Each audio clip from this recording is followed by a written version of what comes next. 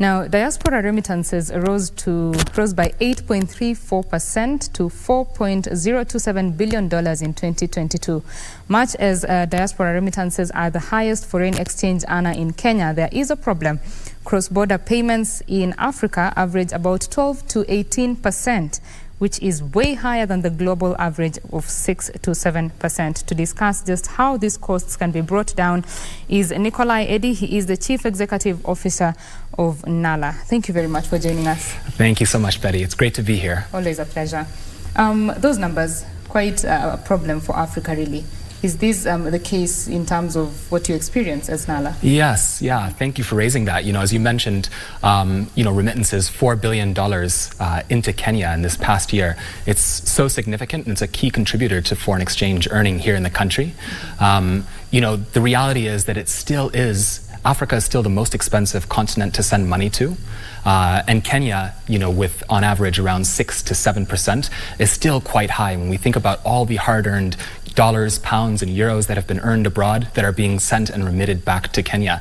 So absolutely, we're seeing fees very high. What's great to see, though, is a rise really in technology companies taking the stand to be able to lower the cost of remittances across the board. And we're seeing this in markets, all across the continent, here in Kenya as well. Right. And as NALA, what are you doing to lower this cost? Sure. So at NALA, we're a cross-border payments company, a remittances company, and we're live in markets all across Europe. So 18 markets in Europe. We're live in the UK and the US. And individuals can use our product to send money directly to Kenya, directly to M-Pesa, Airtel, all of the major banks across the country, as well as buy goods and pay bill tills. So this is something that really differentiates us from some of the competition.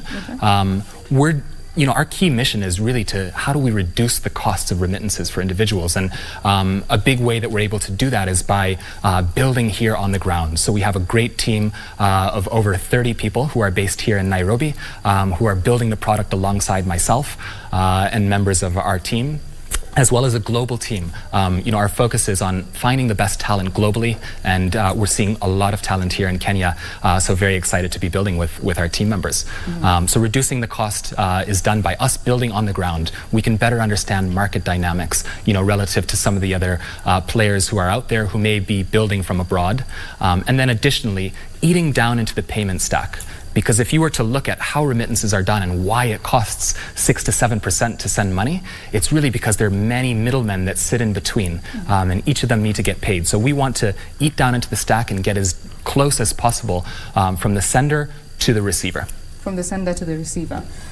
So what will it take? Because many fintechs are, of course, coming in Kenya. The fintech space is growing very vigorously. I mean, the seed funding, you got $10 million. That's right. Just tell us how that is going to help in terms of expansion in Africa and how that is going to pan out for Kenya as well. Yeah, so we're very fortunate, to have raised $10 million. And, we've been working on this now for the past 4 years and have grown tremendously. So the $10 million investment will allow us to get deeper, into the Kenyan market, allowing us to build, stronger products, allow us to get closer directly to the terminating points so we can reduce those costs for consumers and for the diaspora who are living abroad. This will also allow us to expand to other markets across the African continent, as well as build stronger partnerships here in Kenya that will further reduce, the cost of remittances for the diaspora. When you talk about diaspora remittances, there have been quite some issues around the security of the channels, be it, sending to friends or family or whatever it is. So what is the point of ensuring that there are formal channels that are trustworthy? Yeah, that's a great point. And I think, in a lot of the research that we do see that many who are in the diaspora who send money back home to support family and friends send it typically for a specific purpose. And sometimes the money is used for the way that it's intended, and other times it's used in a different manner. I was here a couple of months ago, and I think I told the story that, when we launched in the USA about 1 year ago, we were speaking to a number of diaspora members, and one of them explained that, they were sending money back home to their relative to build their retirement home. And when they got home, they realized that there was actually no home there. So I think this is where tech players, have a competitive advantage. This gives tech players, sort of that key, unique differentiating point to solve specific issues if they focus on why the money is being sent. So at Nala, how we're solving for this is we're allowing the diaspora members to actually send directly to a pay bill or directly to a buy goods till. This will allow diaspora who are, let's say, supporting family members in school to pay the schools directly, or pay hospital bills directly, or pay, for land for investment purposes, as that's a major use case for, how our diaspora members and consumers use our product. When you talk about these insecure channels, so to say, are there any pointers you can give to the diaspora community when they're looking for channels that they can trust? Yeah, that's a great question. I think, financial services is all about building trust. And financial services firms have to earn users' trust. Just because it's on the App Store or it's on the Play Store doesn't mean you can necessarily trust that product. So things that I would be looking at to ensure the safety of that product are, is there, for example, the ability to lock or have two-factor authentication on every single transaction you do, meaning do you have to type in a passcode, or does it use the biometric authentication on your device to secure your payments? That's one piece, just to ensure that somebody doesn't use the product who's not intended to do that. So as you're looking for a product to be able to use to remit money home, I would be looking for things like where are the disclosures around the company in terms of are they trustworthy? Are there reviews that have been written about the company that show that this is a transfer service that really has users' interests in mind, as well as looking when you open up the product to see, does it have security features like two-factor authentication, like I just mentioned. So of $10 million, you're spending half of it in Kenya. Yes. What is so special about Kenya? Yeah, Kenya is, I have a real love for this country. I hope to be able to stay here for the rest of my life. It's an honor to be living here for the past 2 years. Kenya is such an amazing market because it's a hotbed of talent. There are many young individuals who've graduated from universities, who are seeking for jobs, who are very well qualified. For every customer support and operations role that we open up, we have over 100 applications just for one role.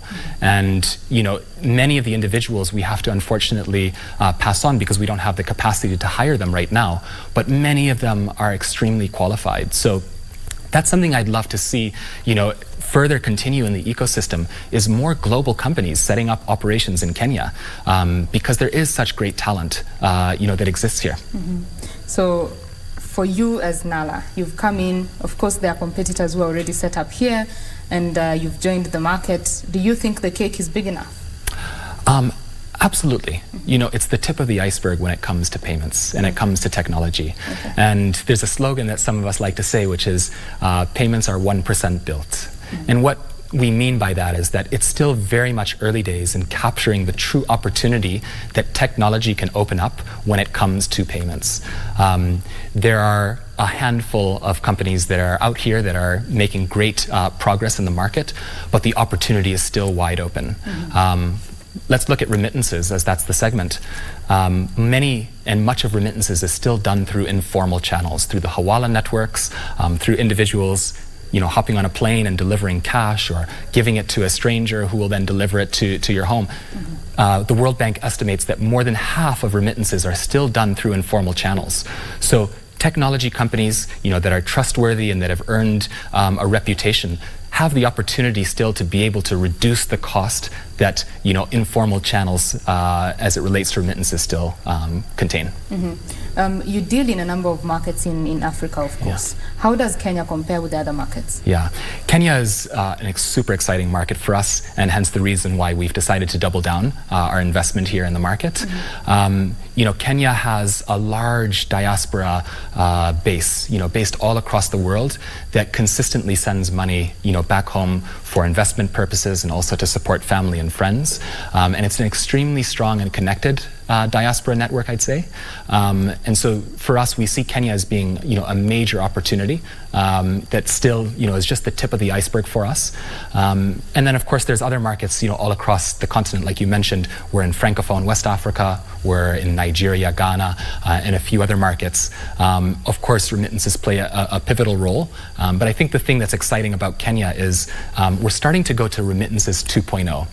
And what I mean by that is we're heading into a place in a space where it's not just about sending money